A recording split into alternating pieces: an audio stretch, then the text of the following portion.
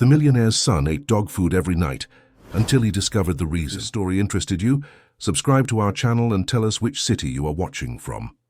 Let's begin. The clock struck 3:47 a.m.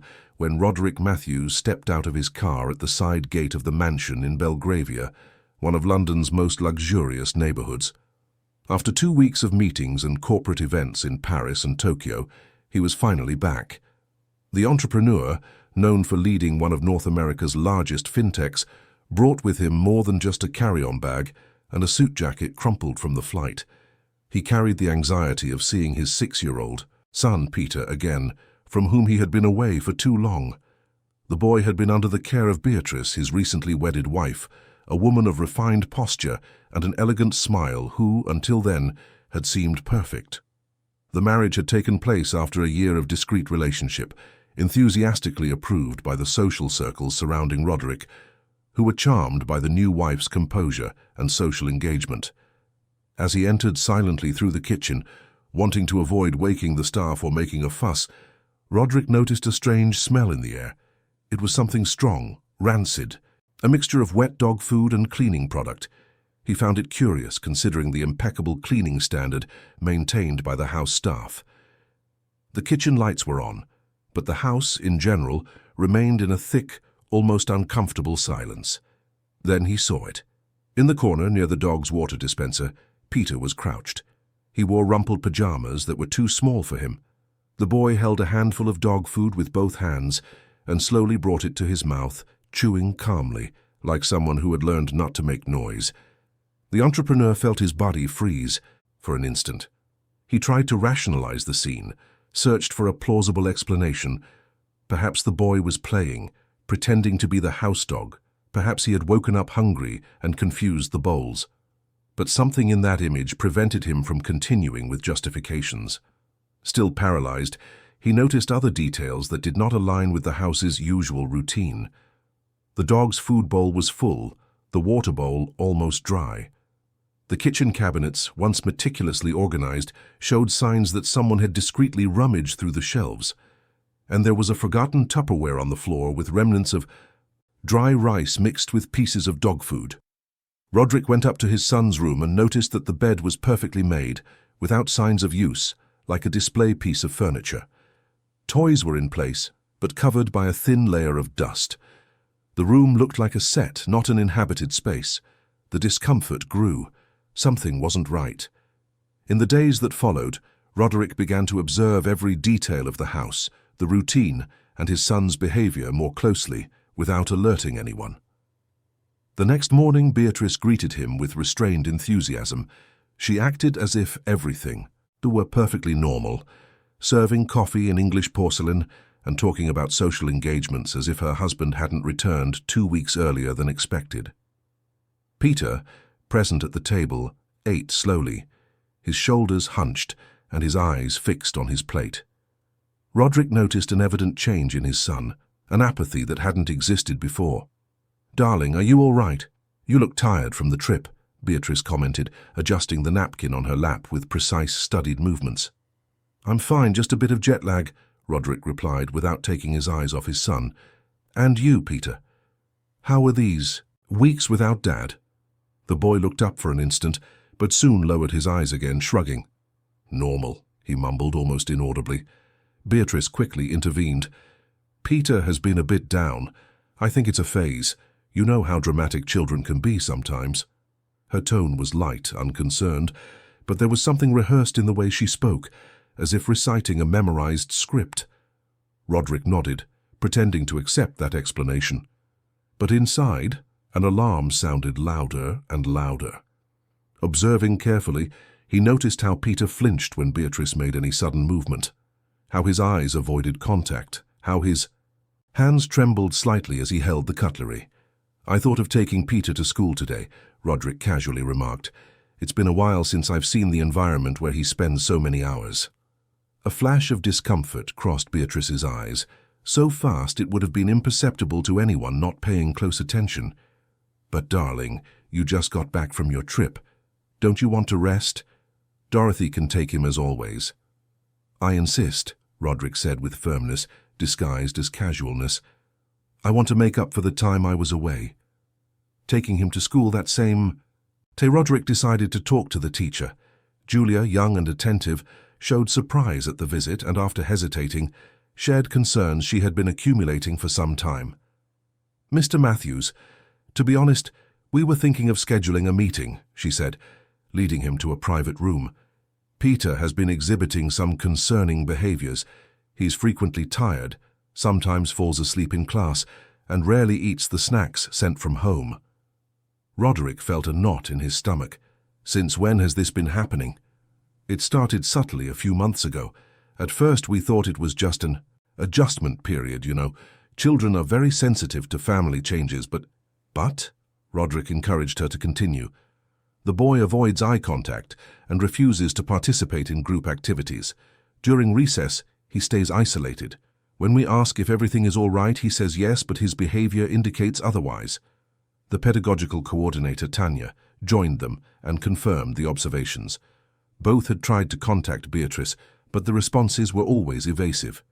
"We sent emails and tried calling several times," Tanya explained.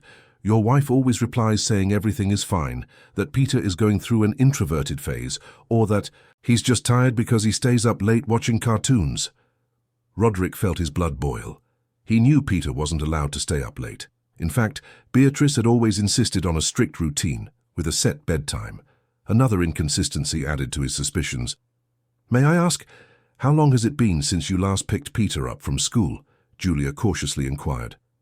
"Business trips have intensified in recent months. I've been away for longer periods," Roderick admitted, feeling the weight of guilt. "That's why I completely trusted Beatrice with my son's care."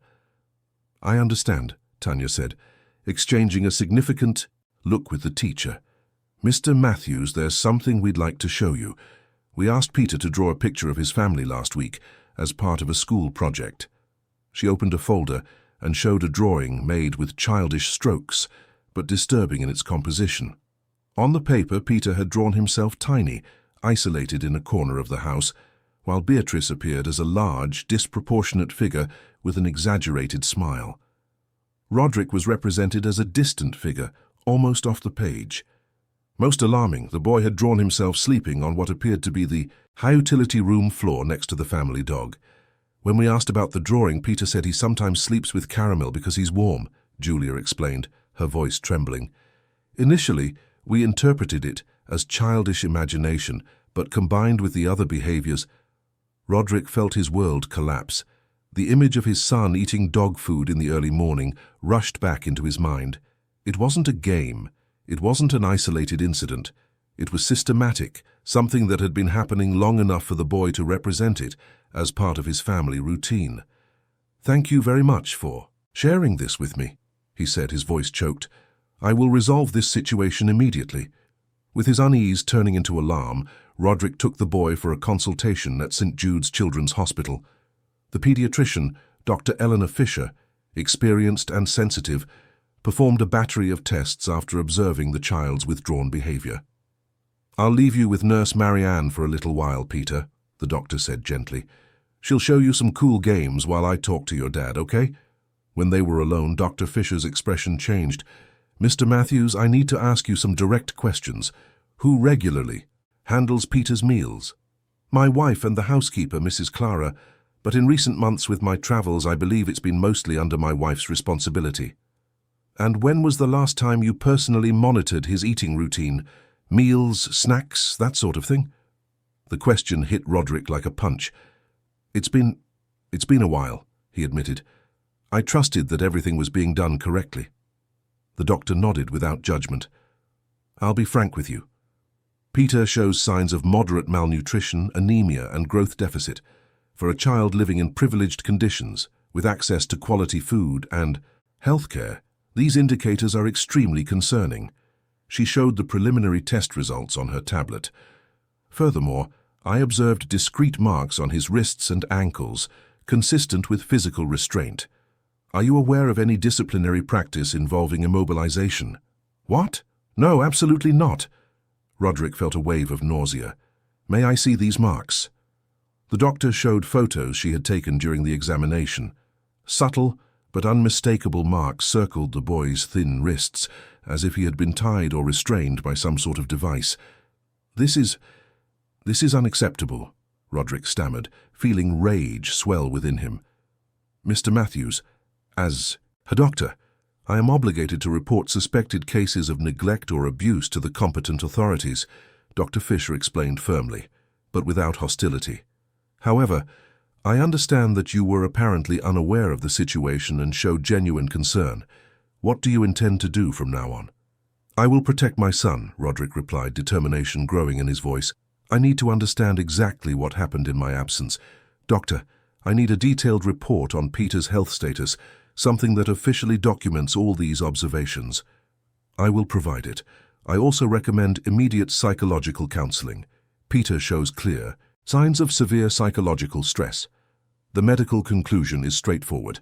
He is in a situation of nutritional and emotional neglect." Roderick left the hospital with a lacerating sense of guilt. How had he not noticed sooner? How had he allowed that to happen under his roof, with his own son while he traveled the world closing deals and expanding his company? During the drive back, Peter slept in the back seat of the car.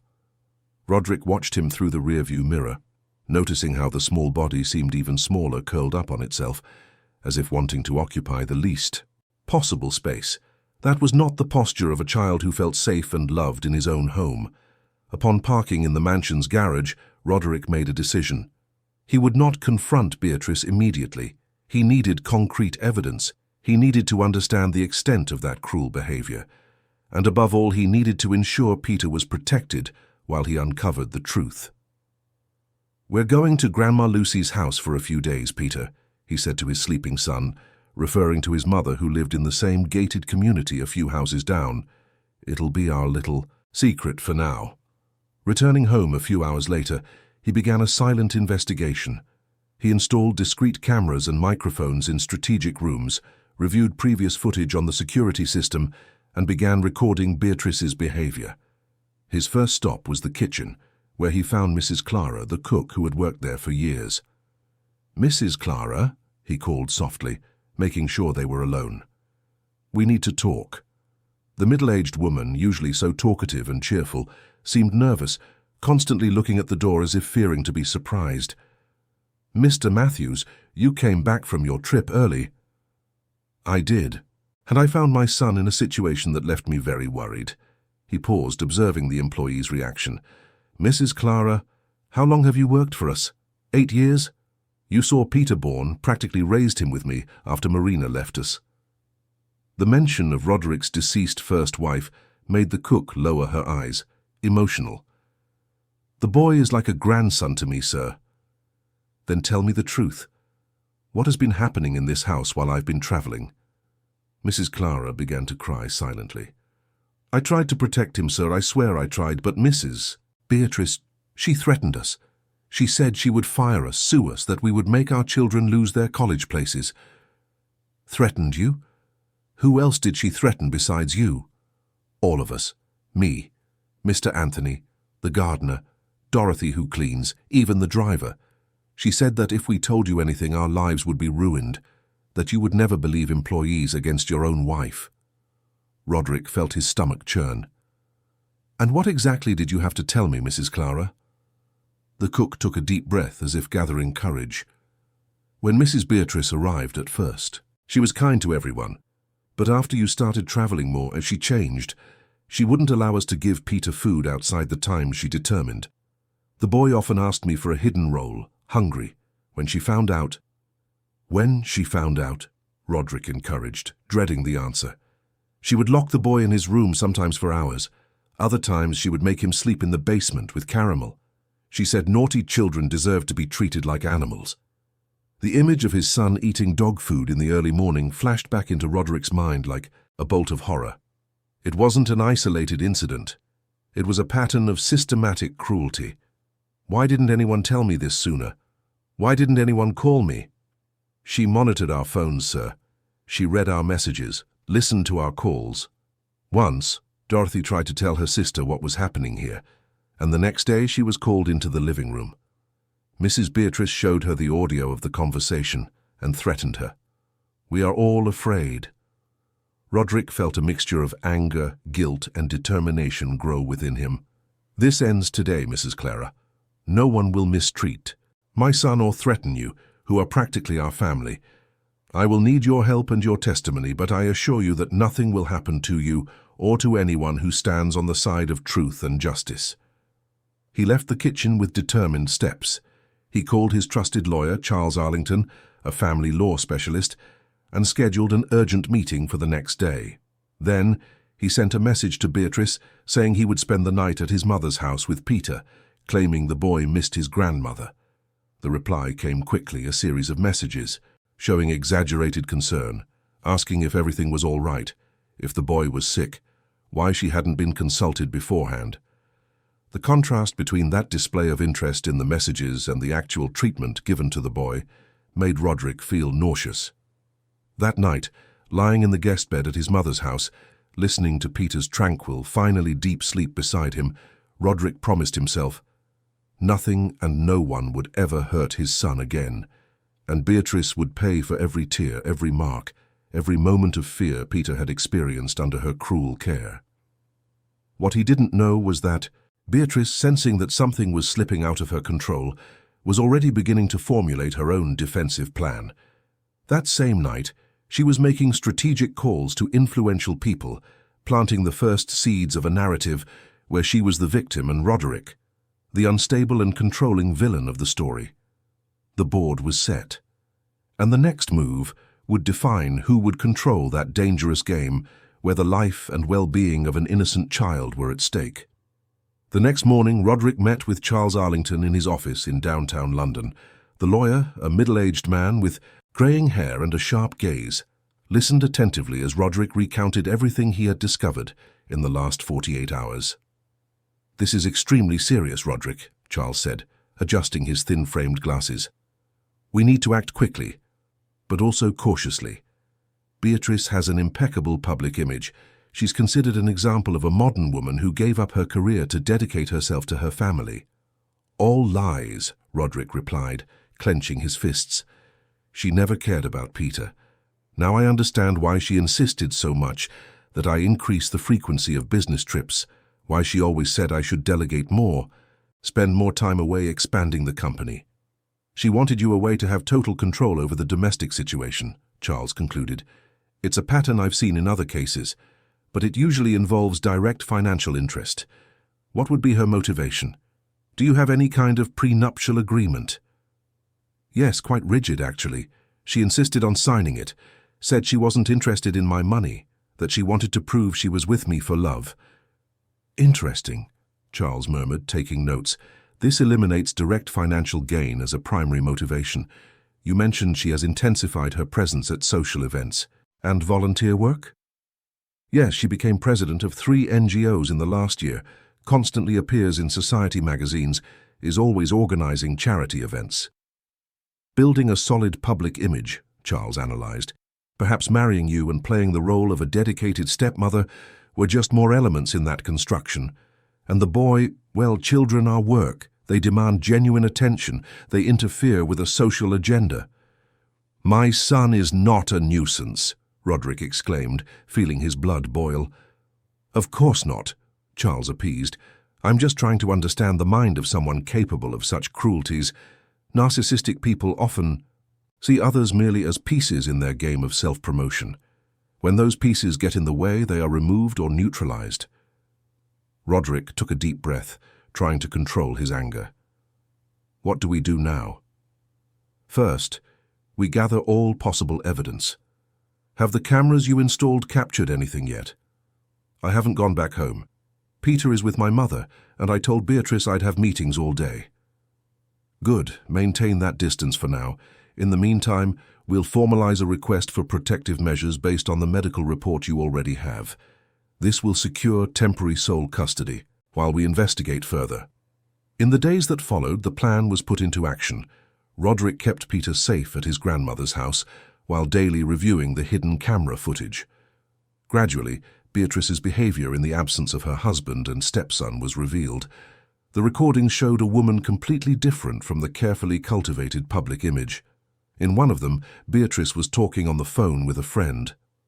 "Finally, I have the house all to myself for a few days," she said in a relaxed voice. "I can't stand pretending to like that brat anymore. Seriously, Vanessa, I don't know how some women manage to raise other people's children. It's such a bore. The kid just gets in the way, always glued to his father, looking at me as if I were an intruder." In another recording, she instructed the housekeeper about the new rules. "If Peter asks for anything outside of his scheduled times, anything at all, you deny him. He needs to learn discipline. And if I find out anyone here is giving him food in secret like that time with Mrs. Clara, I'll fire them on the spot." The artifice became clear. She created situations to justify punishments, selectively recorded to build a narrative of a problematic child, while simultaneously projecting the image of a patient and dedicated stepmother.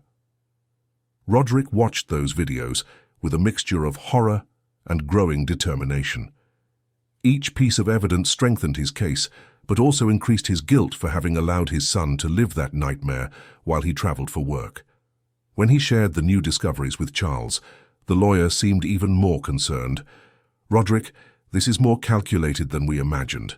We're not just dealing with someone who mistreats a child out of impatience or unpreparedness. There's a method, a systematic plan." "What does that mean for our case?" "It means we need to prepare for a bigger battle. People like this don't give up easily, especially when they have a public image to protect. Beatrice will fight with every weapon." The prediction was confirmed that same week. While Roderick gathered evidence, Beatrice made her first public move. A report appeared on an influential news portal. "Wife of prominent entrepreneur fears for her own safety." The article, clearly planted, suggested that Beatrice Matthews suffered from her husband's erratic and controlling behavior, who had removed the child from maternal contact without justification. Anonymous quotes from friends of the couple described Roderick as obsessed with work and emotionally absent, while Beatrice was portrayed as a dedicated woman who gave up her own career to care for her stepson as if he were her own child. The article even insinuated that the recent kidnapping of the boy by his biological father might be related to post-traumatic stress due to recent international travels, and that friends were concerned about his emotional instability. "She's flipping the narrative," Charles said upon seeing the report, "turning you into the villain and positioning herself as a victim. It's a classic manipulator's strategy. But it's absurd. I have evidence, medical reports, witnesses, and she has the press, a carefully cultivated public image, and a network of social contacts willing to confirm her version. Never underestimate the power of narrative, Roderick. We need to be even more careful now." That same afternoon, Roderick received a court summons. Beatrice had filed for a protective order against him, claiming to fear for her safety and requesting temporary custody of Peter, whom she referred to in the document as the child I have lovingly raised for 2 years. "This is outrageous." Roderick exploded on the phone with Charles. "How can she ask for custody of my son after everything she's done?" "She's playing hardball as we predicted," the lawyer replied, remaining calm. "But we have our own aces up our sleeve. I've already filed our request for protective measures for Peter, based on the medical reports, and tomorrow we have the preliminary hearing. She may have landed the first blow in the media, but we have the truth on our side, Roderick." The hearing took place in a closed room at Westminster Magistrates' Court. Judge Helen McAllister, known for her sensitivity in cases involving children, heard the initial arguments from both parties. Beatrice's lawyer, Vincent Montgomery, famous for defending celebrities in divorce cases, painted a picture of an absent father who, suddenly overcome by jealousy of the close relationship between son and stepmother, decided to remove the child from the maternal figure. When it was Charles's turn to present Roderick's case, the atmosphere in the room changed completely. He presented the detailed medical reports from St. Jude's Children's Hospital, photos of the marks on Peter's wrists and ankles, school reports indicating behavioral changes, and preliminary testimonies from the house staff. "Your Honor," Charles concluded, "we are not facing a common parental dispute. We are facing a serious case of abuse and neglect against a defenseless child perpetrated by someone who should have protected him." The judge, visibly impacted by the evidence, immediately ordered that sole custody remain with Roderick and authorized a more in-depth investigation of the case, including psychological evaluation of all parties involved. She also ordered Beatrice to maintain a minimum distance from Peter until the conclusion of the process. As they left the courthouse, Roderick felt a mixture of relief and apprehension. "We won this battle," Charles said, "but the war is just beginning." The prediction proved accurate. The following week, while Roderick focused on caring for Peter and reorganizing his professional priorities to be more present, Beatrice intensified her public campaign. Society magazines began publishing columns signed by her, with titles such as "The Invisible Challenge of Modern Stepmothers" and "When Love is Not Enough: Prejudices Against Women Who Raise Other People's Children." In one of the most shared articles, she wrote, "How many times are we judged and condemned without the right to defense, simply because we are not the biological mothers? We are viewed with a suspicion, our actions are interpreted in the worst possible way, our love is constantly questioned, and when we dare to impose limits, we are accused of cruelty." The strategy was clear: to build a narrative of persecution against stepmothers, positioning herself as a victim of a broader social prejudice and not as an abuser of a specific child. "She's using a legitimate cause to cover up her illegitimate acts," Charles observed while analyzing the articles. "It's a clever tactic. It makes any accusation against her seem like an attack on all stepmothers in the country." Meanwhile, away from the spotlight, Peter began treatment with child psychologist Dr. Renee Chambers. The first sessions were difficult. The boy remained silent, drawing dark scenes of small figures in cramped spaces, alone or accompanied only by animals. "It will take time," the psychologist explained to Roderick after the third session. "He has developed very strong defense mechanisms. He learned that talking about his feelings or needs can bring punishment. We need to rebuild trust little by little." At home, Roderick noticed small improvements. Peter no longer flinched when someone made a sudden movement, began to ask for food when he was hungry, and even smiled occasionally when his father proposed games or readings before bed. One night, as Roderick was tucking him into bed, Peter finally spoke about what he had experienced. "Dad, Aunt Beatrice said if I told you, you wouldn't like me anymore," he murmured, his eyes fixed on the blanket he clutched between his tiny fingers. Roderick felt his heart tighten. "Peter, son, nothing you say will make Dad stop liking you. Never. Understand? Never. She kept saying I was a very annoying boy. That you only traveled to get away from me," the boy continued, his voice choked. "That if I wasn't good, you would send me away to boarding school." Roderick swallowed the lump in his throat, struggling to maintain composure in front of his son. "Peter, Dad traveled for work, never to get away from you, and never, under any circumstances, would I send you away. You are the most important person in my life. She used to lock me in the dark little room when I asked for food at the wrong time," Peter continued, as if a dam had burst. "She said greedy children needed to learn to control their hunger. And when Mrs. Clara gave me bread in secret, and she found out, she'd get very angry. Once she broke a vase and said she'd tell you it was me." Every word was like a stab in Roderick's chest. "Why were you eating dog food that night, son?" he asked gently, fearing the answer. Peter lowered his eyes, ashamed. "Because she had locked the fridge with a padlock.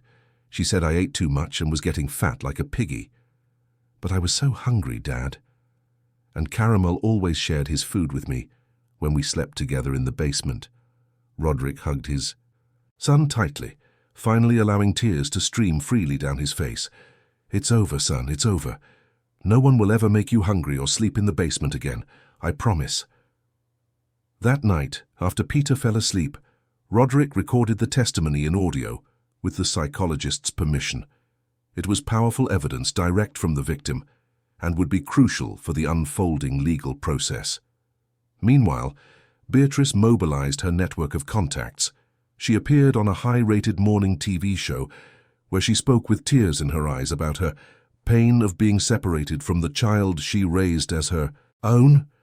She presented carefully selected photos of happy moments with Peter, taken at social events where appearances were maintained. "I miss his hug every morning," she told the visibly moved host.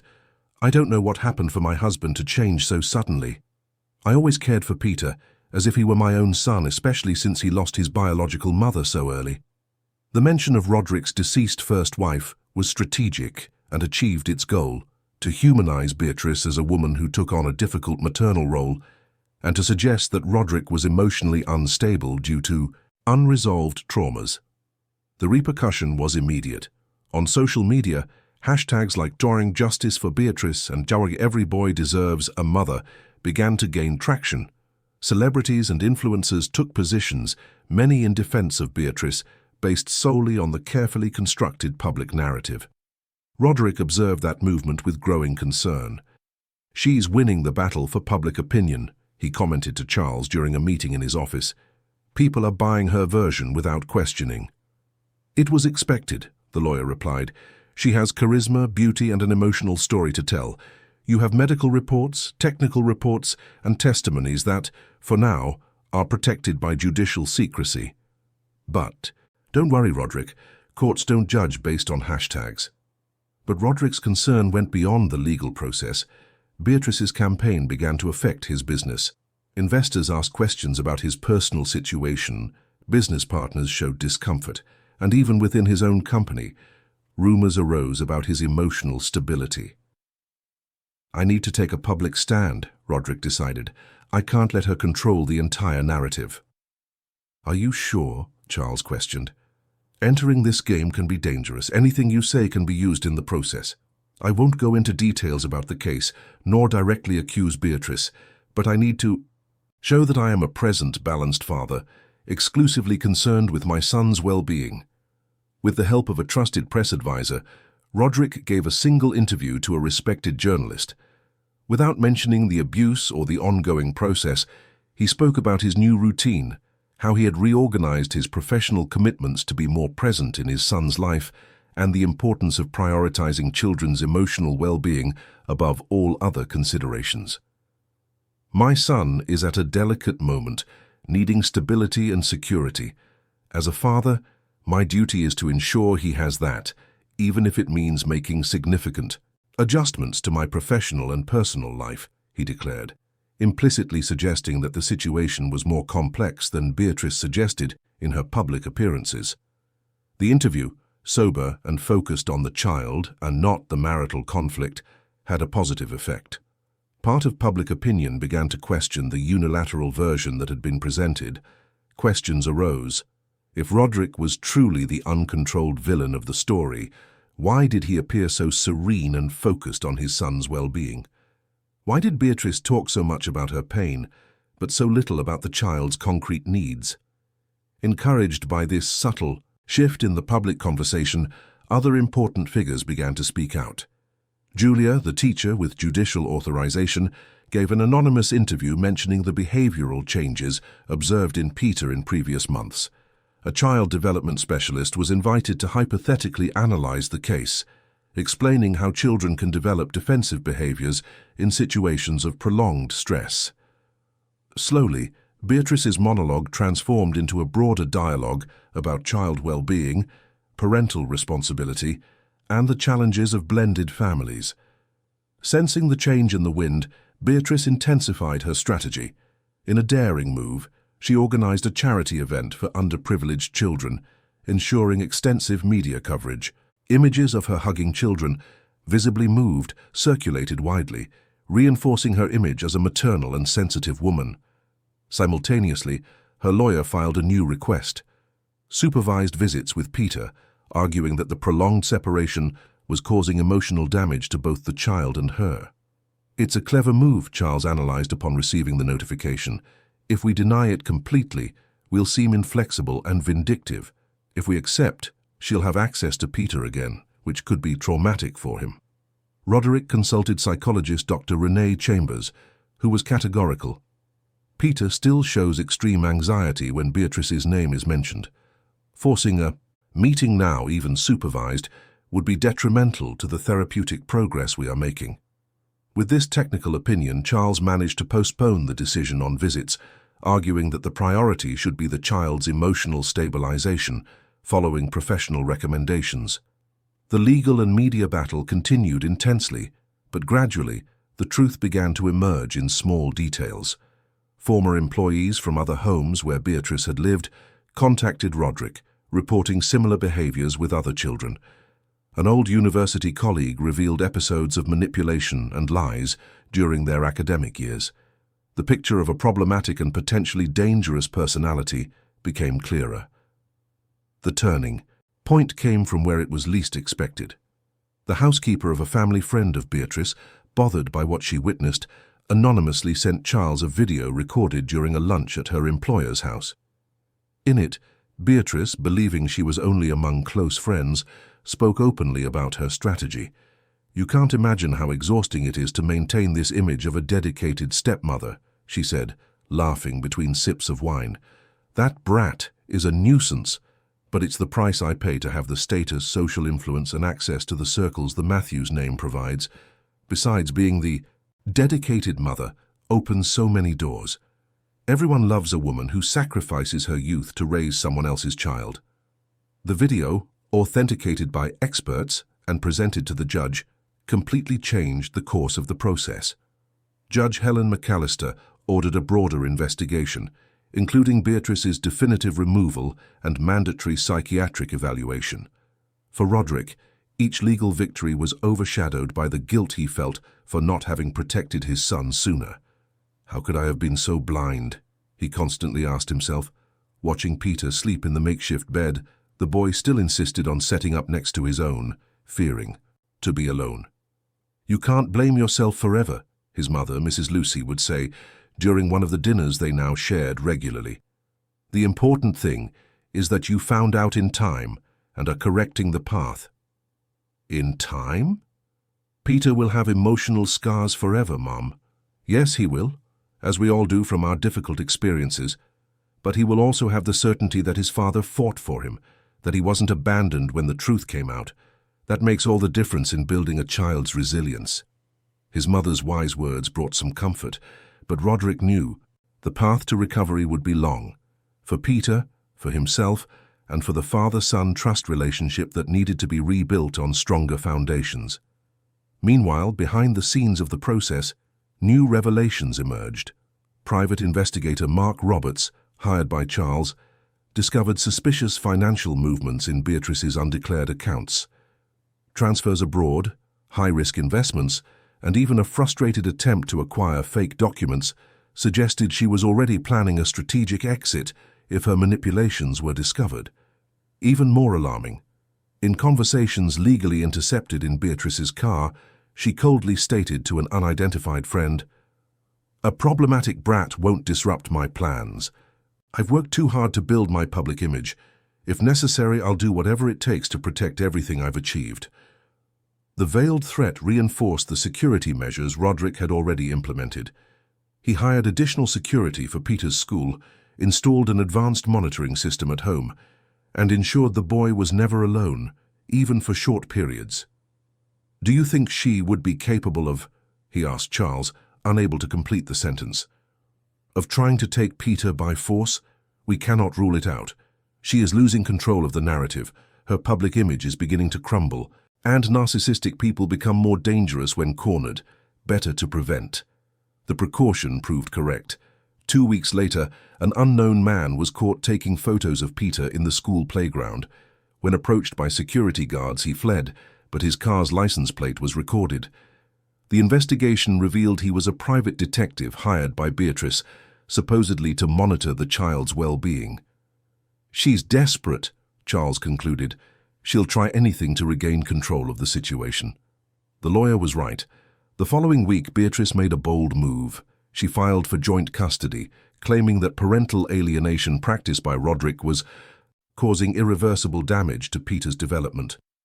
"Parental alienation?" Roderick exploded upon being notified. "After everything she's done?" "It's a common tactic," Charles explained, with the calm of someone who has seen similar situations. "By reversing the accusation, she tries to create confusion in the process. But don't worry. We have medical reports, psychological evaluations, consistent testimonies. The judge will not be fooled." The hearing to discuss the new request was scheduled for 2 weeks later. It would be a crucial moment in the process, an opportunity to directly confront the false narratives Beatrice had been building.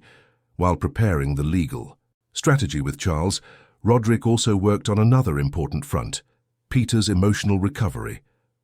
Following the psychologist's guidance, he established a predictable and safe routine, gradually introduced new foods without pressure or obligation, and created daily spaces for games and conversations. The results, though slow, were visible. Peter began to talk more, to express preferences, to ask for things without fear of punishment. One day, to Roderick's surprise and emotion, the boy asked to sleep in his own room again. "Are you sure, son? You can stay in my room for as long as you need." Peter nodded with childish determination. "Yes, Dad. Dr. Renee said I'm strong and brave, and you promised no one will ever lock me up or leave me alone in the dark again." "I promised, and I will keep it," Roderick replied, swallowing his emotion. "I'll leave the hallway light on and the door open, and if you change your mind during the night, just come to my room, okay?" That night, watching his son fall asleep in his own bed, among colorful sheets of his favorite character, Roderick felt a mixture of pride and hope. Despite all the trauma experienced, Peter was finding strength to rebuild his trust in the world. And if a 6-year-old child could demonstrate such resilience, he, as an adult and father, had the duty to be even stronger. With renewed determination, Roderick prepared for the legal confrontation that would define not only his son's legal custody, but also the redemption of a father who had almost lost what was most precious to him by trusting too much in carefully rehearsed appearances. What he didn't know was that Beatrice, feeling increasingly cornered, was preparing one last desperate blow, a blow that would threaten not only the relationship between father and son, but also the integrity of the judicial system itself, which was supposed to protect the most vulnerable. On the eve of the decisive hearing, Roderick was spending the afternoon with Peter at the Hyde Park playground. London's mild weather provided a perfect day for outdoor activities, and the boy seemed more relaxed than in recent months. He played on the seesaw with other children, ran across the grass, and occasionally came back to his father to show some discovery. A different leaf, an ant carrying something larger than itself, small childish treasures he now felt safe to share. Roderick observed those interactions with a heart tight with gratitude. Each of Peter's smiles, each display of curiosity and joy, was a small victory against the trauma he had experienced. Dr. Renee Chambers, the psychologist, had explained that children have an incredible capacity for recovery when they feel safe and loved, but that the effects of abuse could resurface at unexpected moments, requiring continuous patience and understanding. Sitting on a wooden bench, Roderick received a call from Charles. "All set for tomorrow?" the lawyer asked. "Yes, I've organized everything. My mother will be with Peter during the hearing." "Excellent. Roderick, I need to warn you. We've received information that Beatrice is planning something big. Our source within her lawyer's office mentioned closed-door meetings with media specialists and image consultants. What do you think she's planning?" "We don't know for sure, but be prepared for anything. Remember, focus only on the facts. Don't let yourself be emotionally provoked, no matter what she says or does." After hanging up, Roderick called Peter to leave. As they walked hand in hand towards the parking lot, he noticed a man taking photos from a distance. The security guard hired to accompany them discreetly also noticed, and quickly approached. "Mr. Matthews, I think it's best if we take another route," the guard, Robert, suggested, positioning himself strategically between them and the photographer. In the car, on the way home, Roderick received a notification from his press advisor. A new report had just been published on a major news portal, with the provocative title, "Entrepreneur Accused of Using Influence to Silence Ex-Wife." "She's escalating before the hearing," Roderick commented to Robert, who was driving with heightened attention. "Trying to destabilize me."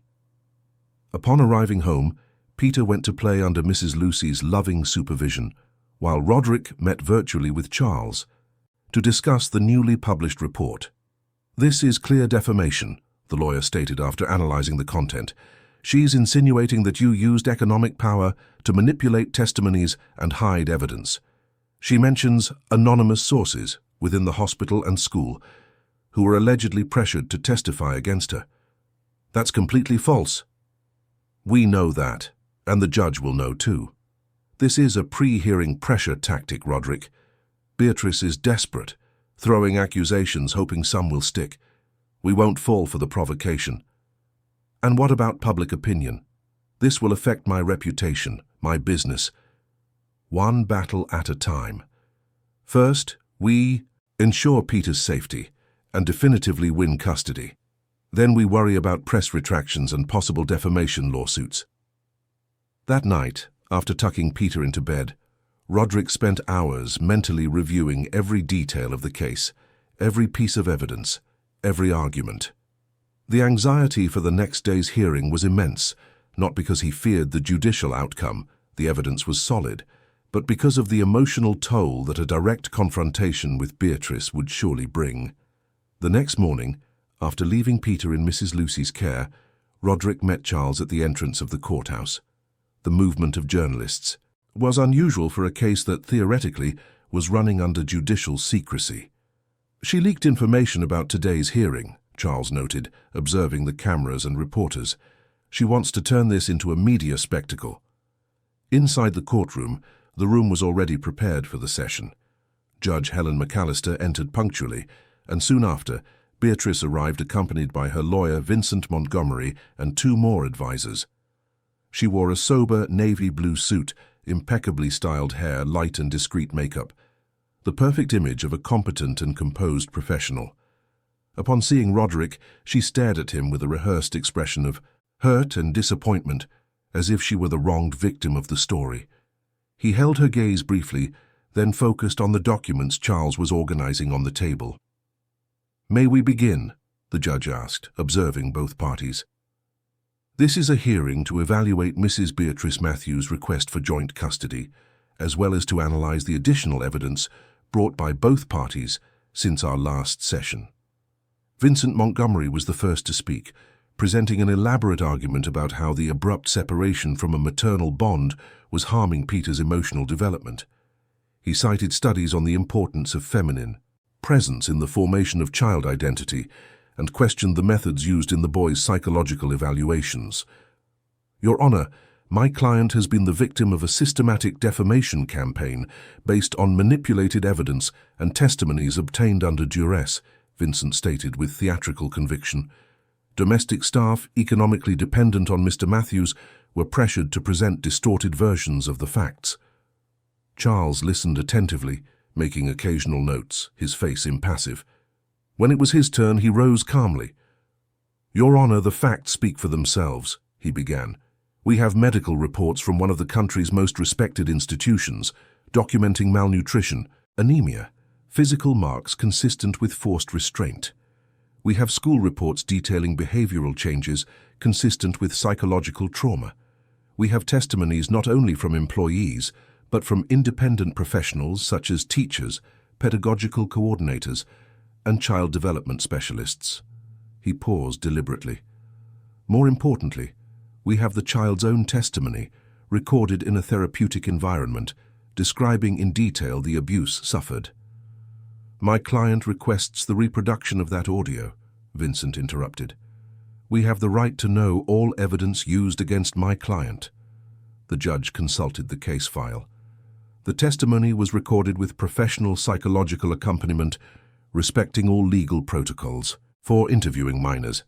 Its reproduction in this room could cause re-victimization, in addition to unnecessarily exposing intimate details of the child. I maintain the confidentiality of the full content, but authorize the partial transcription already attached to the records. It was at that moment that Beatrice made her rehearsed move. She suddenly stood up, tears in her eyes, her voice choked. "Your Honor, I ask permission to speak," she said, ignoring the protests of her own lawyer, who seemed surprised by the unplanned intervention. "I can no longer bear these absurd accusations without defending myself." The judge, after a moment of hesitation, authorized it. "I loved that boy as if he were my own son," Beatrice began, her voice trembling with apparent emotion.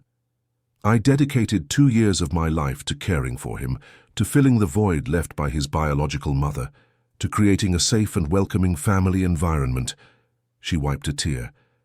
"Peter was always a difficult child, traumatized by the loss of his mother. He had self-harming behaviors, refused food, threw intense tantrums. All of this is documented in previous therapies he attended. Roderick felt his blood boil. It was a blatant lie.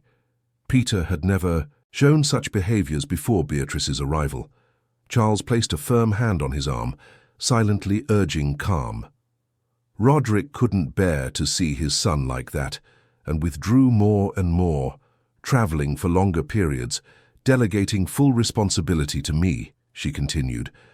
Meanwhile, I fought daily to help Peter, establishing healthy routines, necessary boundaries, consistent love. Her voice gained more emotion. He started blaming me for not being his real mother, for his father being absent. He started making up stories, as traumatized children often do, and Roderick, consumed by the guilt of being an absent father, preferred to believe these fantasies rather than face his own responsibility for his son's suffering. She looked directly at Roderick, tears now streaming freely. I just wanted to help that child. I just wanted to be the mother he lost so early, and now I am treated as a criminal for trying to impose discipline and healthy boundaries that every child needs. The performance was impeccable, calculated to cause emotional impact. Vincent, recovered from the initial surprise, quickly adapted to the new strategy, presenting documents that supposedly proved Peter's history of emotional instability before Roderick's marriage to Beatrice. Charles was not fazed. When he resumed speaking, his voice was calm, methodical. Your Honor, before responding to Mrs. Matthews' emotional allegations, I would like to present new evidence we received yesterday. He took a USB drive from his pocket and handed it to the bailiff. This is a video recorded approximately 3 weeks ago at the residence of Mrs. Caroline Mitchell, a close friend of Mrs. Beatrice.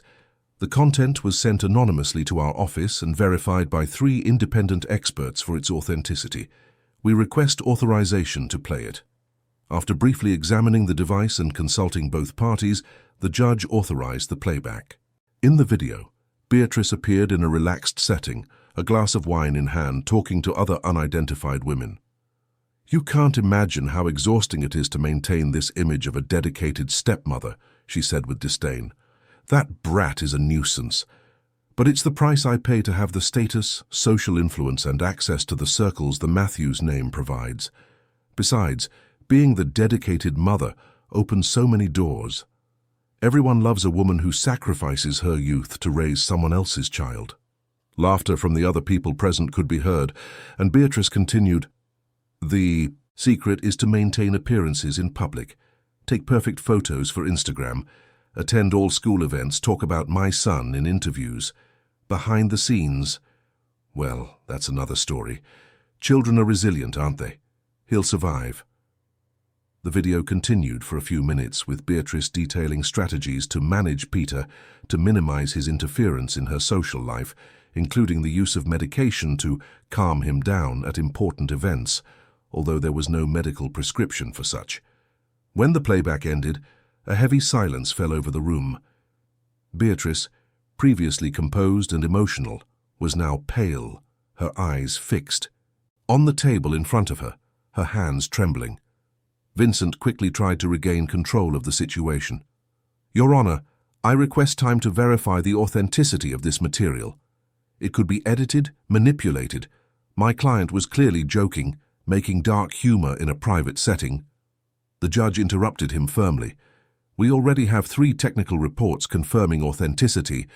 As for the context, the statements are clear and require no elaborate interpretations. She turned to Beatrice. Mrs. Matthews, in light of this new evidence and considering the gravity of the accusations against you, I must ask, do you wish to maintain your previous testimony, or would you like to reconsider your statements? Beatrice exchanged nervous glances with Vincent, who seemed equally destabilized. I need a moment, Your Honor, she stammered. I grant 10 minutes, the judge determined. I suggest you use this time to seriously reflect on your current legal situation. During the break, Roderick remained in the room, trying to process what he had just seen. Those cruel words about his son, spoken so naturally, caused physical pain, as if each syllable were a blade. Charles approached. Are you all right? How can someone do that, Charles? How can someone pretend to love a child while treating him like an obstacle, an object? There are people like that, Roderick, and they're usually very good at hiding their true nature. Don't blame yourself for not noticing sooner. When the session resumed, Vincent Montgomery announced a change in strategy. Your Honor, my client wishes to withdraw her request for joint custody and proposes a settlement. The judge raised her eyebrows, surprised. Proceed. Mrs. Matthews acknowledges that her relationship with the minor Peter Matthews is irrevocably compromised and that continued litigation would only prolong the emotional strain for all parties. She agrees to waive any right to visitation or contact, requesting only that she not be obligated to pay child support, as she has no biological link to the child. Charles exchanged a quick glance with Roderick, who nodded almost imperceptibly. My client, Charles responded, accepts the waiver of visitation and contact rights and has no interest in child support. However, he requests permanent protective measures, preventing Mrs. Matthews from approaching Peter under any circumstances, frequenting the same educational or social environments, or making any public reference to the child in interviews, articles, or social media. The judge considered the proposal. Before deciding on this agreement, I need to make it clear that the evidence presented in this case is extremely serious and could warrant criminal prosecution for child abuse and neglect. Are you aware of this, Mrs. Matthews? Beatrice, now visibly distraught, merely nodded. Very well. I will approve the proposed agreement with the permanent protective measures requested by Mr. Matthews' defense. Additionally, I order that copies of this process be forwarded to the public prosecutor's office for evaluation regarding possible criminal proceedings. She struck the gavel, ending the session. This case is closed in the civil sphere. Definitive and exclusive custody of Peter Matthews is granted to his father, Roderick Matthews. As they left the courthouse, avoiding as much as possible the journalists who crowded at the entrance, Roderick felt a strange mixture of relief and sadness. The battle was won. His son was legally protected, but the emotional cost had been high. It's over, Roderick, Charles said, squeezing his shoulder. You can move forward now, focus on Peter's recovery, and rebuild your lives. I don't know if I'll ever fully understand how this happened, Roderick admitted. How I didn't notice sooner, how I allowed my own son to suffer so much. Don't torment yourself. You did what many wouldn't. You recognized the signs when you saw them. You acted immediately. You fought with all your strength. Peter is lucky to have you as a father. On the way home, Roderick received a call from Dr. Renee Chambers, the psychologist. I heard about the outcome of the hearing. Congratulations, Roderick.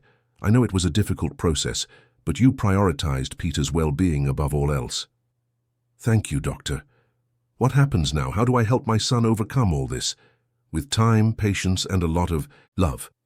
Peter is already showing significant progress. Children have an incredible capacity for recovery when they feel safe and loved. We will continue with the therapy sessions, but I also suggest you consider counseling for yourself. Parents of traumatized children often neglect their own emotional needs. Roderick promised to think about it and hung up. Upon arriving home, he found Peter playing in the garden with Caramel, the family dog. Seeing his father, the boy ran towards him, hugging his legs tightly. Hi, Dad. Grandma made chocolate cake. Do you want some? It was a simple, everyday invitation, but for Roderick, it represented a world of progress. Peter talked more, expressed desires, shared joys, small steps on the long journey of recovery. Of course I do, son. Let's eat together. That afternoon, sitting at the kitchen table with Mrs. Lucy telling stories from Roderick's childhood that made Peter laugh, he felt for the first time in months that perhaps, just perhaps, they could truly overcome that nightmare and rebuild a happy life together. In the weeks that followed, the father and son's routine settled into new foundations.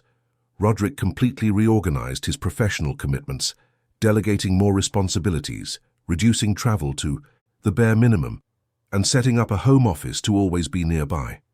Peter continued with therapy sessions and, following Dr. Chambers' advice, Roderick also began attending a support group for parents of children who had experienced trauma.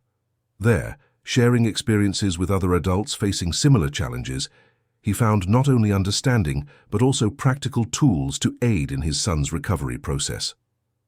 The most important thing, explained one of the psychologists coordinating the group, is to understand that you are not just helping your children overcome past trauma. You are, in fact, teaching them to develop resilience for future challenges.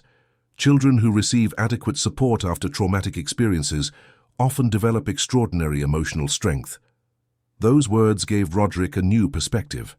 Instead of seeing Peter as a permanently fragile victim, he began to recognize and celebrate every sign of strengthening and autonomy, and these signs began to multiply.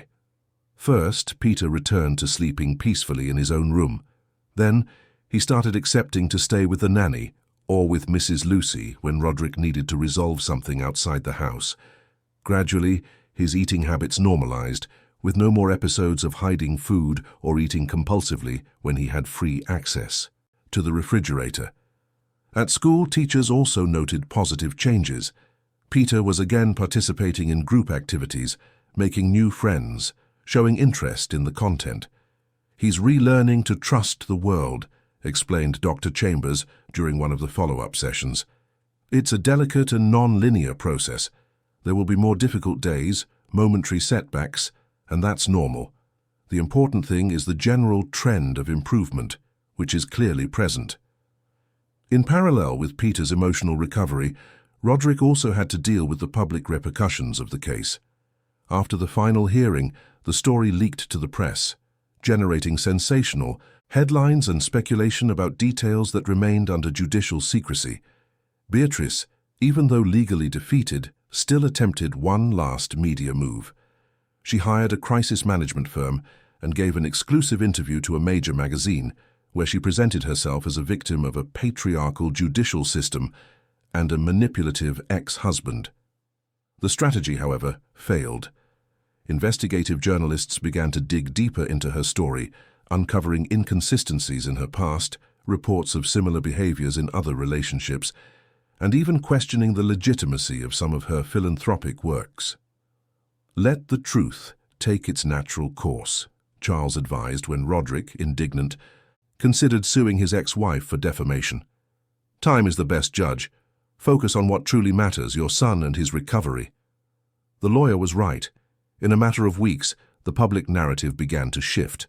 Mental health professionals gave educational interviews about the signs of child abuse, the importance of attentive and protective adults, and the potential harm of narcissistic relationships in blended families. Roderick declined all invitations for interviews or public statements, keeping his focus exclusively on Peter and the rebuilding of their lives. His only manifestation was an official note through his press advisor thanking the expressions of support and asking for respect for his son's privacy during the recovery process. Internally, he also promoted significant changes.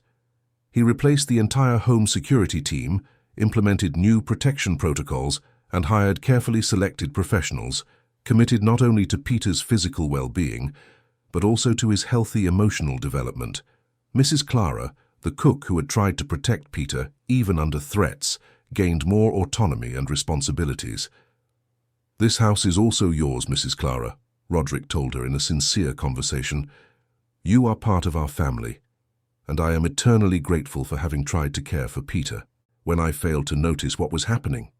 3 months after the final hearing, on a sunny Sunday afternoon, Roderick organized a small lunch in the garden, only for the closest people. Mrs. Lucy, Charles and his wife, Dr. Renee, Mrs. Clara and her family, and a few friends who had offered genuine support during the most difficult moments. Peter ran across the lawn with other children, his clear laughter echoing through the space. Watching him from afar, Roderick felt a hand on his shoulder. "He's doing well," Mrs. Lucy said, following his gaze. "You are too. We still have a long way to go, Mum." "Yes, but you're heading in the right direction, and together." That night, after tucking Peter into bed, Roderick sat in his makeshift home office, reflecting on the journey of the past few months. The pain was still there, as was the guilt for not having protected his son sooner, but there was also a growing sense of purpose and clarity. He opened his laptop and began researching child protection organizations, support centers for families experiencing domestic violence, initiatives to raise awareness about child abuse. Something within him had fundamentally changed. The traumatic experience, though, never desired, had awakened a calling he didn't know he possessed. "Dad?" Peter's sleepy voice surprised him. The boy was at the office door, clutching his favorite stuffed dinosaur. "Hi, son. Can't you sleep?" Peter shook his head. "I had a bad dream." "Want to talk about it?" "No," the boy replied, approaching. "I just wanted to see if you were really here." Roderick felt a lump in his throat. "I'm always here, Peter. I always will be." The boy nodded, seemingly satisfied with the reassurance. "Can I stay here with you for a bit?" "Of course you can." Peter settled into his father's lap, still clutching the dinosaur. In minutes he was sleeping again, his breathing soft and regular, his small body completely relaxed, trusting. Roderick remained still, savoring that moment of pure trust. The traumas had not been erased, the emotional scars were still there, but something fundamental had been preserved.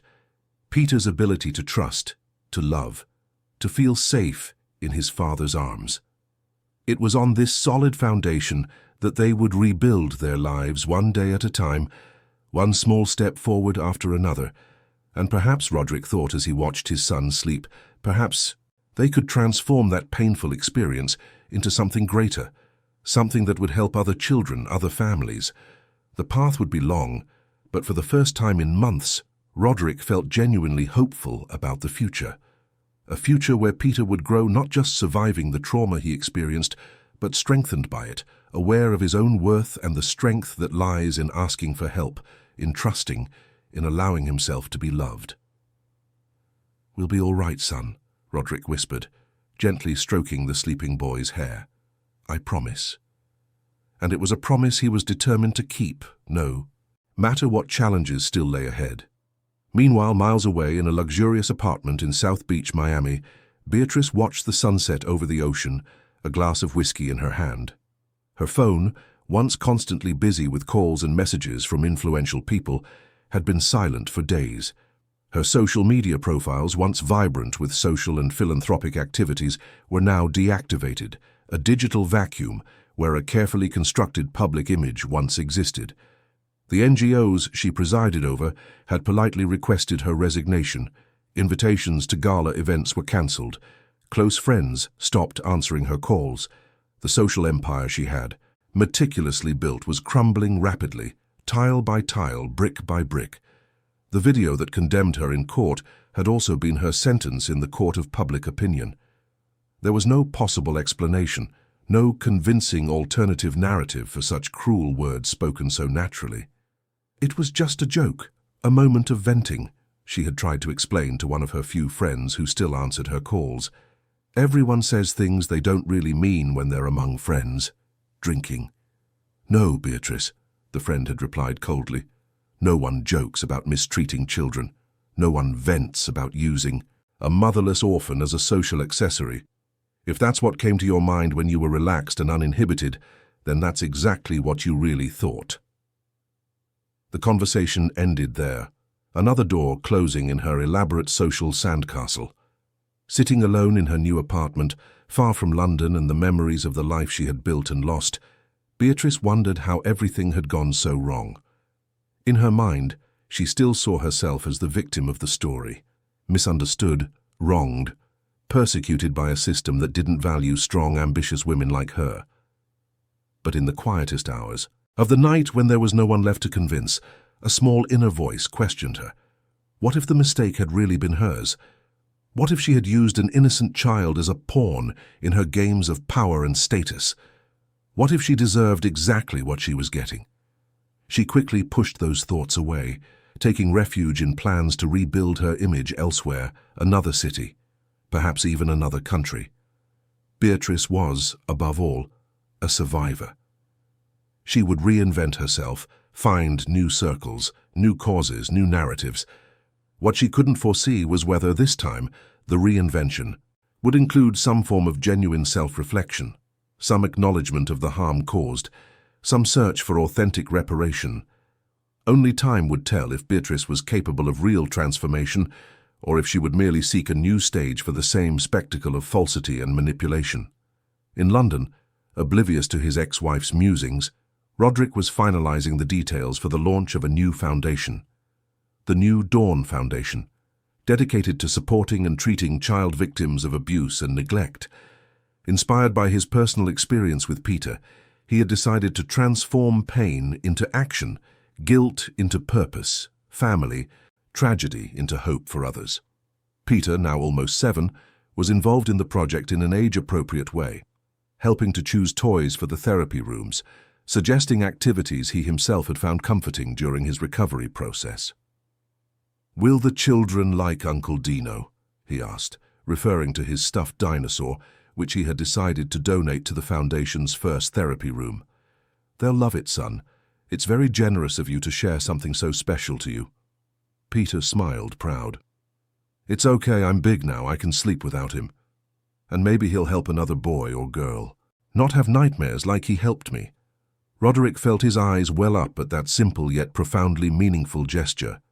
His son was not just surviving the trauma, he was beginning to transform it into empathy, into the capacity to help others, into inner strength.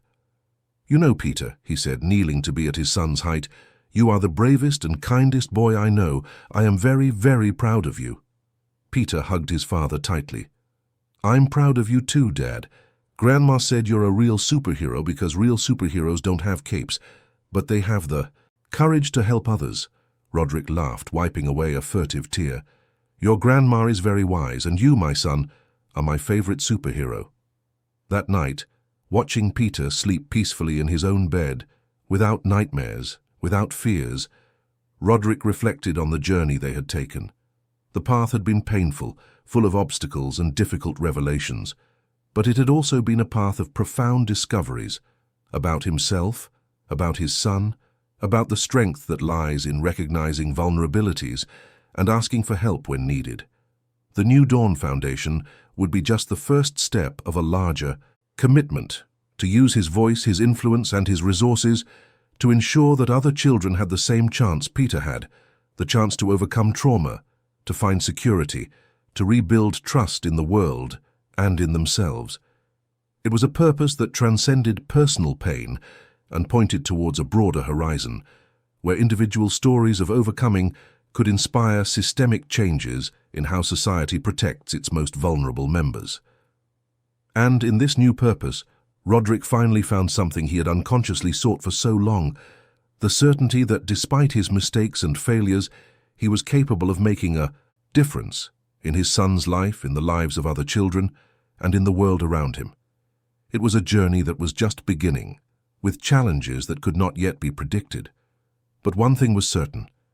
This time, he would be fully present, attentive to the signs, open to the truth, committed to the protection not only of Peter, but of all children whose stories crossed his path. The boy who once ate dog food in secret in the early hours was no longer just an invisible child in the back of a mansion. He became a symbol of something greater, a powerful reminder of how appearances can mask brutal truths, but also of how truth, when finally revealed and faced with courage, can be the first step towards healing and transformation. Had been volunteering. "And do you think she has any chance?" "Honestly, very small. The case history is too heavy. The evidence was compelling. But we need to be prepared to face this new battle. Beatrice is persistent and knows how to manipulate perceptions." After hanging up, Roderick remained still in his office, trying to process the news.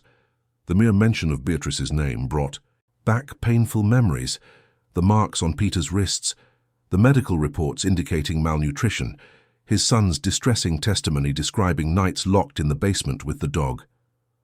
"I will not allow her to get near my son again," he muttered to himself, his determination renewed. That afternoon, while waiting for Peter at school dismissal, Roderick watched his son happily running with his classmates in the yard. There was something different about him now, a lightness, a confidence that hadn't existed before. The last 2 years had been of patient rebuilding, day after day, establishing security, predictability, trust. He would not allow anything to threaten that progress. "Dad!"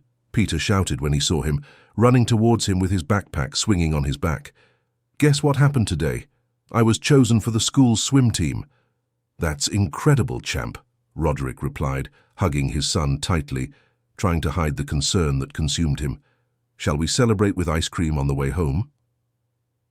The next day, Roderick met with Charles and Dr. Renee Chambers, the psychologist, to discuss the situation. Sitting in the Foundation's meeting room, they analyzed possible strategies. From a legal standpoint, our position is very solid, Charles explained. The protective measures were granted based on irrefutable evidence of abuse. The fact that Beatrice claims personal change does not erase the traumas caused, nor automatically make her fit to have any type of contact with Peter. Dr. Renee agreed, adding her professional perspective. Peter has made extraordinary progress, but the trauma he experienced was profound. The mere mention of her name still causes visible physical reactions, muscle tension, evasive gaze, a change in breathing pattern. A reunion, even in a controlled environment, would be extremely risky for his current emotional balance. Then we will fight with all our strength to keep the protective measures intact, Roderick concluded. I will not allow her to approach Peter again. There's something else we need to consider, Charles said hesitantly. Beatrice's request includes a plea for Peter to be heard in the process, through an evaluation with forensic psychologists. She argues that at 8 years old, he would already have sufficient discernment to express his opinion on the matter. That's absurd, Roderick exploded. They want to force him to relive that whole nightmare. I agree it would be potentially damaging, Dr. Renee intervened, but we need to prepare for the possibility that the judge authorizes some type of evaluation. It would be best for us to get ahead of it, requesting that, if such an evaluation is deemed necessary, it be conducted by professionals who already know the case and in an environment familiar to Peter. In the days that followed, Roderick tried to maintain Peter's normal routine, hiding his concern. But at night, after his son fell asleep, he spent hours researching Beatrice's whereabouts in recent years, trying to understand what kind of transformation she claimed to have undergone. What he discovered was disturbing. In the first months after leaving the UK, Beatrice had kept a low profile in Miami. Then she resurfaced in Edinburgh, initially as a volunteer in small social organizations, gradually rebuilding her image as an activist for children's causes. The irony is cruel, he commented to Charles. The woman who abused my son now presents herself as a defender of children's rights. It's a calculated strategy, the lawyer replied. She's building a narrative of redemption, of personal transformation through service to others. It's pure manipulation, but unfortunately effective in terms of public image. Meanwhile, in a rented penthouse in Notting Hill, not far from Roderick and Peter's home, Beatrice finalized preparations for her legal and media offensive.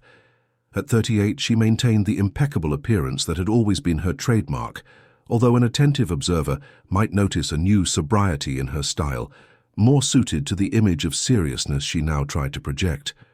The timing is perfect, Luciana, she said to her new press advisor, a middle-aged woman with a calculating expression. 2 years is the ideal period. Enough time to claim deep personal transformation, but not so long that people have completely forgotten the story. The outlets I contacted are interested, Luciana replied, consulting her notes, especially after I mentioned the possibility of an exclusive interview about her journey of self-discovery and her work with children in Portugal. But we need to be careful with the narrative. Beatrice smiled, satisfied. I've always been good with narratives, Luciana. It's all about controlling the story before it controls you. The next day, a half-page article was published in one of London's main newspapers. Businesswoman returns to UK after personal transformation abroad. The text, clearly the result of press advisory work, described how Beatrice had found purpose through service to others and confronted her own internal demons after a turbulent divorce process that involved accusations she prefers not to comment on out of respect for the privacy of the child involved. The article mentioned her work in Portuguese organizations dedicated to underprivileged children and included glowing testimonials from directors of European NGOs as well as a carefully produced photo of Beatrice surrounded by smiling children at a charity event. The publication was just the first step in a meticulously planned campaign. In the following days, Beatrice appeared on morning TV shows, speaking with restrained tears about past mistakes and the pain of being separated from someone she loved as a son. At no point did she directly admit the abuse or mention the evidence that had been presented against her. Instead, she spoke in vague terms about communication failures, moments of despair, and not knowing how to handle the complexities of a blended family. The strategy was clear: to humanize her image, to present herself as a woman who had made mistakes, but who had transformed through pain and repentance. For Roderick, following that media offensive was torture. The anger he felt seeing Beatrice manipulating public opinion was almost physical. More than once, Charles had to restrain him from making impulsive statements that could compromise the process. "That's exactly what she wants," the lawyer explained, "to provoke an emotional reaction from you, to make you seem out of control or vindictive. Don't fall into that trap, Roderick. Keep your focus on Peter's well-being." The advice was sensible but difficult to follow when Roderick began to notice the effects of that media campaign. Acquaintances who had previously offered unconditional support now made comments like, "Maybe she really has changed, or everyone deserves a second chance." Even his mother, Mrs. Lucy, after watching a particularly emotional interview, had commented, "She seems genuinely remorseful, son."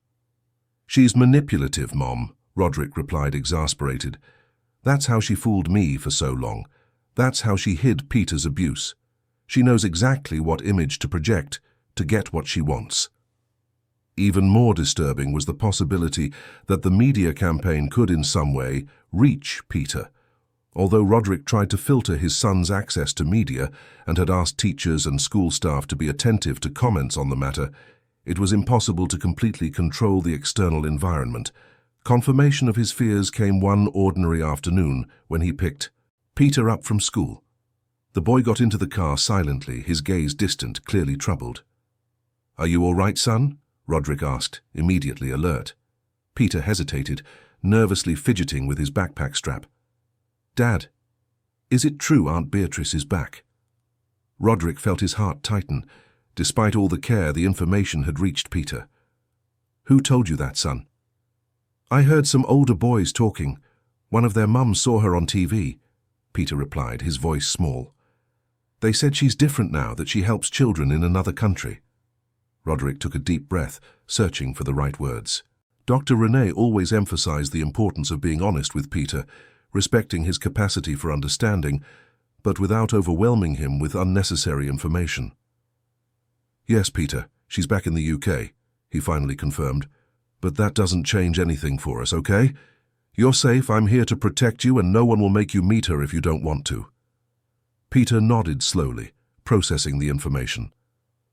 "I don't want to see her, Dad," he finally said, his voice firm despite the trembling in his lips. "Never again." "And you won't have to, son. I promise." That night, after Peter fell asleep, Roderick called Dr. Renee to report what had happened. "I'm worried about the impact this will have on him," he confessed. "We had made so much progress." "It's a delicate situation, no doubt," the psychologist agreed. "But Peter has much more developed emotional tools now than 2 years ago. The most important thing is to keep communication open, validate his feelings, and constantly reinforce that he is safe." "And what about the request to review the protective measures? If the judge authorizes some type of evaluation, how do we prepare Peter for that?" "We'll face that challenge when it materializes. For now, let's keep the routine as normal as possible. I suggest, however, moving up our next session to this week so I can assess how he's processing this new information." In the following days, Roderick watched Peter attentively, noticing small changes in his behavior. He was quieter during meals, occasionally distracted during conversations, and had resumed checking if the doors were locked before bed, an anxious behavior he hadn't shown for months. The session with Dr. Renee confirmed his concerns. "Peter is reliving some of his feelings of insecurity," the psychologist explained after the appointment. "It's not a complete regression. which would be expected given the circumstances, but the news definitely affected him. "What can we do?" Roderick asked, feeling helpless. "Continue doing what we're already doing, providing stability, predictability, security. And perhaps it's time to give Peter more tools to express his feelings. I suggest you start a creative project together, something that allows him to channel his emotions constructively." Following the psychologist's advice, Roderick suggested to Peter that they create a comic book together. The boy, who had always loved to draw, enthusiastically accepted the idea. Gradually, the project transformed into a vehicle for Peter to indirectly express his fears and hopes. The protagonist was a boy with superpowers who protected other children from monsters disguised as humans. "That's you, Dad," Peter explained, pointing to an adult character who helped the protagonist. "And that's Caramel," he added, showing the loyal dog who accompanied the hero on all his adventures. The project not only further strengthened the bond between father and son, but also provided Peter a safe space to process complex emotions through metaphor and artistic creation. Roderick, in turn, found in the drawing sessions a way to alleviate his own anxiety about the ongoing legal process. Meanwhile, the preliminary hearing to evaluate Beatrice's request was approaching. Charles worked tirelessly, gathering opinions from child development and psychological trauma specialists to reinforce the importance of maintaining the protective measures. "We are well prepared," the lawyer assured on the eve of the hearing. "Dr. Renee's reports are compelling. We have statements from other professionals corroborating the assessment that any contact would be potentially detrimental to Peter, and the case history continues to be a powerful argument in our favor." On the day of the hearing, to everyone's surprise, Beatrice arrived accompanied not only by Vincent Montgomery, her longtime lawyer, but also by a well-known public figure, Matthew Reynolds, a famous advocate for children's and adolescents' rights, known for his work on highly complex cases. "She's playing hard," Charles muttered to Roderick upon seeing the new addition to the opposing team. The hearing, held behind closed doors, began with the presentation of Beatrice's formal request, a gradual review of the protective measures, starting with authorization to send letters and gifts to Peter, evolving to supervised meetings in a neutral environment, and eventually regular unsupervised visits. "My client has undergone an intensive therapeutic process over the past 2 years, Matthew Reynolds argued. "She fully recognizes the mistakes made in the past and now seeks the opportunity for reparation. She is not asking for custody or any type of authority over the minor, merely the chance to rebuild a relationship that, despite the problems, also had positive moments." Beatrice, sitting next to the lawyers, maintained a serene and composed expression, occasionally nodding at Reynolds' words. She wore a sober grey suit, discreet makeup, her hair pulled back in a simple bun, the perfect image of sobriety and remorse. When it was the defense's turn, Charles methodically presented arguments against any easing of the protective measures. He cited the original medical reports, Peter's recent psychological evaluations, and emphasized the boy's own words, clearly expressing his desire not to have any contact with his ex-stepmother. "This is not a common case of parental alienation or custody dispute," he stressed. "We are talking about a child who suffered systematic, documented, and proven abuse.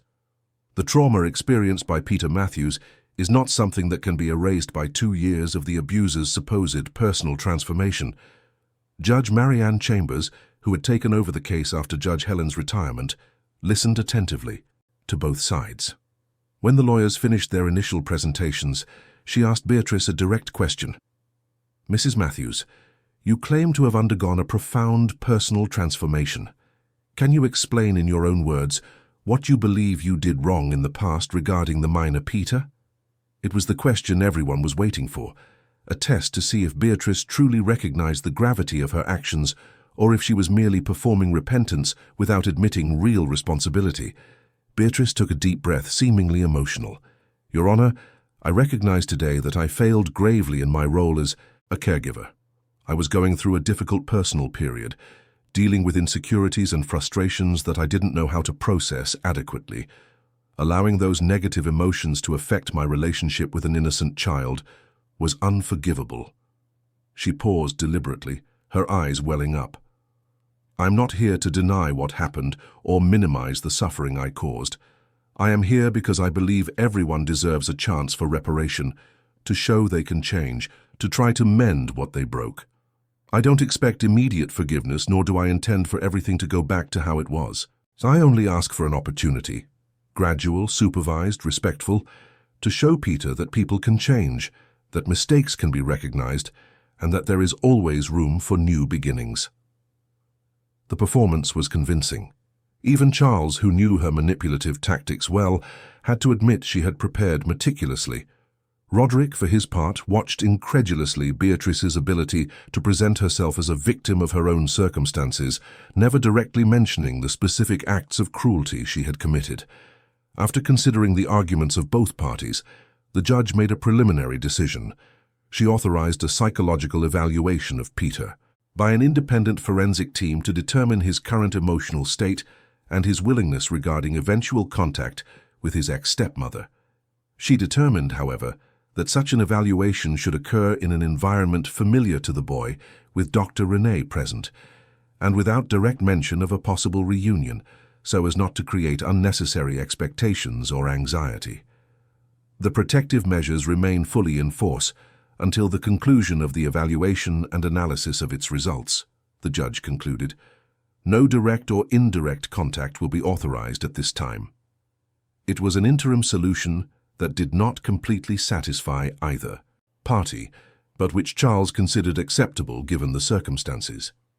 It could have been worse, Charles commented to Roderick as they left the courthouse.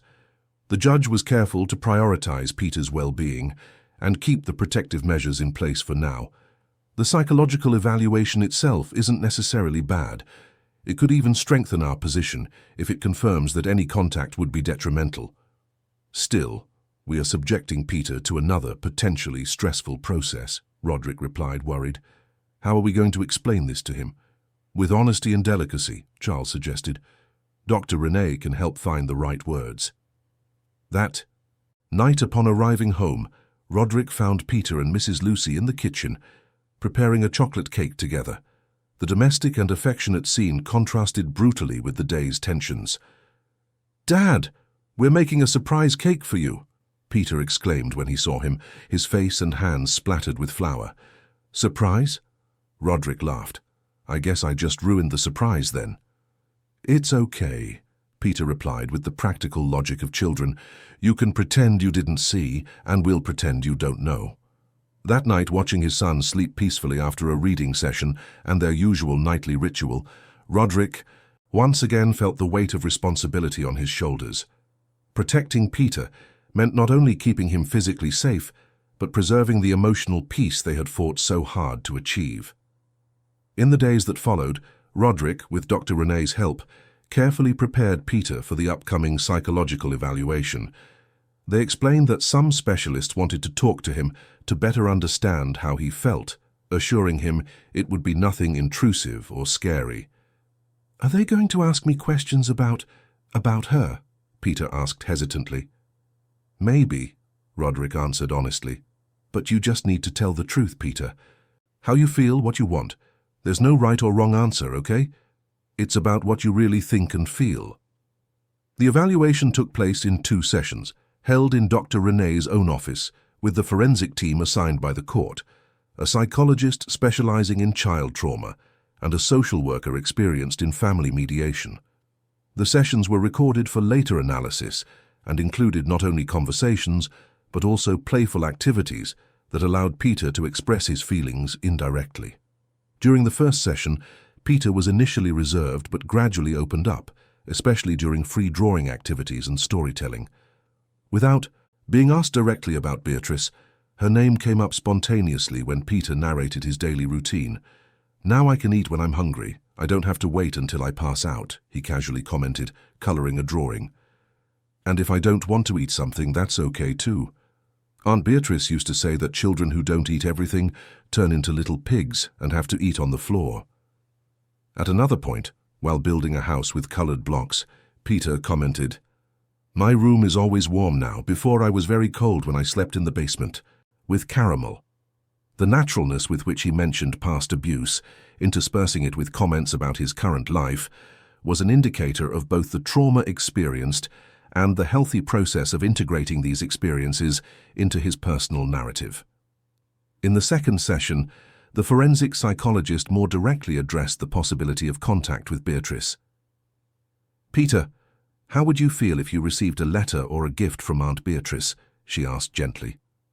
The boy immediately stopped what he was doing, his body visibly stiffening.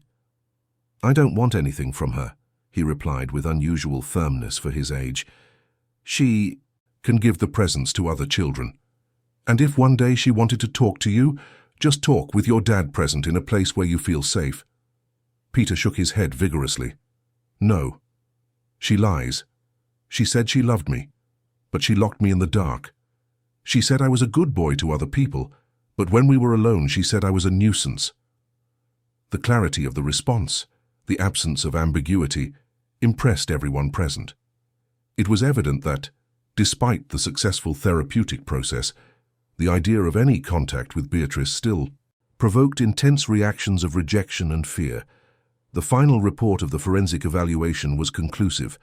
Peter showed healthy emotional development considering the trauma experienced, with secure attachments to his father and support figures like his grandmother and psychologist. However, he demonstrated acute anxiety and intense defensive reactions when confronted with the possibility of any contact with his ex-stepmother. The technical recommendation was for the full maintenance of protective measures, without any direct or indirect contact at the current time or in the near future. "This is the best result we could hope for," Charles commented upon receiving a preliminary copy of the report. "It's an independent technical evaluation that fully corroborates our position." The final hearing for the decision on the request to review the protective measures was scheduled for 2 weeks later. In that interval, Beatrice intensified her media campaign, appearing on more TV shows, giving interviews to magazines, always reinforcing the narrative of personal transformation and repentance. In an especially audacious move, she published an open letter to Peter on her social media, expressing love and longing, asking for forgiveness for the difficult moments, and promising to be a better person if she had a second chance. The letter, written in an emotional and sentimental tone, quickly went viral, provoking divided reactions between support for her courage to admit mistakes and criticism for using a case involving a child for self-promotion. Charles managed to obtain a preliminary injunction, ordering the immediate removal of the content, arguing that it violated the protective measures by establishing a form of indirect contact with Peter. The judge agreed and formally warned Beatrice about the consequences of further non-compliance. Finally, the day of the decisive hearing arrived. The courtroom was more crowded than usual, with journalists waiting in the outer lobby, eager for any information about the outcome of the case that had captured public attention. Beatrice arrived accompanied by her lawyers and a small entourage that included a Portuguese psychiatrist who would testify about her treatment abroad. She wore a sober navy blue ensemble, without jewelry or flashy accessories, maintaining the carefully constructed image of sobriety and seriousness. Roderick, on the other hand, was accompanied only by Charles and Dr. Renee, who would present her opinion on the emotional impact that any contact with Beatrice would have on Peter. Judge Marianne Chambers began the session by announcing that she had carefully studied the forensic psychological evaluation report, as well as all documents presented by both parties. After the initial considerations by the lawyers, she gave the floor to the Portuguese psychiatrist, brought by Beatrice. Dr. Anthony Morrison spoke at length about the intensive treatment Beatrice had undergone at his clinic in Edinburgh, emphasizing her extraordinary commitment to change and her ability to confront her own demons. He described specific therapeutic techniques used to treat what he diagnosed as personality disorder, with narcissistic traits in remission, and concluded by stating that, in his professional evaluation, Beatrice no longer posed any risk to Peter or any other child. When it was Dr. Renee's turn, her approach was completely different. Instead of focusing on Beatrice, she centered her testimony exclusively on Peter, his recovery process, the progress and challenges faced, and above all, the crucial importance of respecting his current feelings and choices. Peter unequivocally expressed his desire not to have any contact with Mrs. Beatrice, she stated with serene conviction. Respecting this choice is not just a legal matter of complying with protective measures. It is a fundamental matter of respecting the autonomy and healing process of a child who has experienced significant trauma. After the technical testimonies, the judge surprised everyone by asking Beatrice and Roderick to speak briefly, not as parties to a lawsuit, but as adults who, at different times, assumed responsibility for a child's well-being. Beatrice went first. With a voice choked with apparent emotion, she spoke about her journey of self-discovery, about how working with underprivileged children in Edinburgh had opened her eyes to the true meaning of care and unconditional love. She admitted to having made serious mistakes in her relationship with Peter, but insisted that she had changed profoundly and deserved a chance to show that change. "I'm not asking to return to his life as if nothing had happened," she concluded, wiping away a tear. "I only ask for the opportunity to show that people can change, can learn from their mistakes, can become better. If not for me, then for him. So he knows that even the adults who disappointed him can recognize their errors and try to make amends." When it was Roderick's turn, he surprised everyone with the simplicity and brevity of his words. "Your Honor, I can only speak as a father. My sole commitment is to Peter's well-being and happiness, not to my comfort, not to abstract principles of forgiveness or redemption, and certainly not to Mrs. Beatrice's desires or needs. My son has clearly and consistently expressed that he wants no contact with her. As a father, my duty is to respect and protect that choice." After a brief pause for consideration, the judge announced her decision. The protective measures would be maintained in full, without any flexibility at the moment. The forensic psychological evaluation report was conclusive regarding the potential harm that any contact, even indirect, could cause to Peter's emotional balance. The personal transformation alleged by the petitioner, even if genuine, does not automatically nullify the effects of the trauma caused, the judge stated. The child's well-being is the absolute priority, and at this moment, that well-being requires the maintenance of distance. The decision, she continued, could be reviewed in the future, not before 2 years, and only upon a new psychological evaluation indicating a significant change in Peter's disposition on the matter. Beatrice received the verdict with a contained expression, but disappointment was visible in her eyes. Her legal team immediately announced that they would appeal the decision, but the chances of reversal were considered minimal by specialists. For Roderick, the decision represented the closing of a painful cycle and the beginning of a new phase, one in which the focus could finally and exclusively be on the future, no longer the battles of the past. Upon returning home that afternoon, he found Peter playing in the garden with Caramel, completely oblivious to the tensions of the court. The boy ran to greet him, proudly showing off a new trick he had taught the dog. "Look, Dad, he can now give paw and lie down when I ask." "Amazing, champ. You're their top trainer." That night after dinner, while Roderick read the usual bedtime story, Peter asked an unexpected question. "Dad, can bad people really turn good?" Roderick paused, carefully considering his answer. "I think people can change, son. They can learn from their mistakes, they can improve, but that change has to come from within, truly, not just in words or appearances. How do we know if it's real? By their actions, not their promises. By what a person does when they think no one is looking, by consistency over time." Peter nodded, processing the information with a seriousness that sometimes surprised in someone so young. "I don't think Aunt Beatrice really changed then. She's just pretending." "Why do you think that, son?" "Because if she had really changed, she would respect that I don't want to see her. She would understand that she hurt me a lot, and that I'm fine without her now. But she keeps wanting what she wants, not what's best for me." Roderick hugged his son, impressed by his sharp perception. "You are very wise, you know, and you are absolutely right." In the months that followed, life gradually returned to the normality they had built together. Beatrice, after the failure of her appeal, finally seemed to accept defeat. She withdrew from public life, sold her apartment in London, and, according to information that reached Roderick, moved to the United States, where she was apparently starting over once again. The New Dawn Foundation continued to grow, expanding its work to other cities across the UK.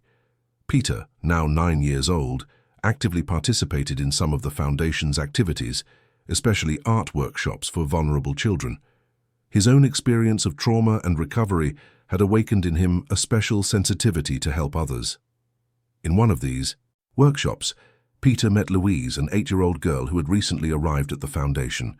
Shy and withdrawn, she rarely spoke or participated in activities. Her story bore similarities to Peter's: abuse by a stepfather, an emotionally absent mother, a system that had been slow to notice the signs. Roderick watched with emotion as his son, with patience and kindness, gradually managed to win the girl's trust. One day, he saw Peter sharing with Louise the comic book they had created together, about the boy with superpowers who protected other children. "You know," Peter told the girl, "I also went through bad things like you.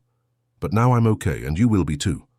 That moment crystallized for Roderick everything they had lived through and overcome. Peter was not just a survivor. He was a living example of how consistent love, care, and security can transform even the most painful experiences into strength and empathy. Years later, when Peter was already a confident and well-adjusted teenager, he would accidentally come across an old magazine with an interview with Beatrice. Looking at that woman who had once caused him so much suffering, he would feel not hatred or fear, but a kind of distant compassion. "I think I finally understand what you told me so many years ago, Dad," he would comment to Roderick, about people really changing versus just seeming to change. She never truly admitted what she did, never faced the complete truth. She just built a new version of the story where she was more victim than abuser.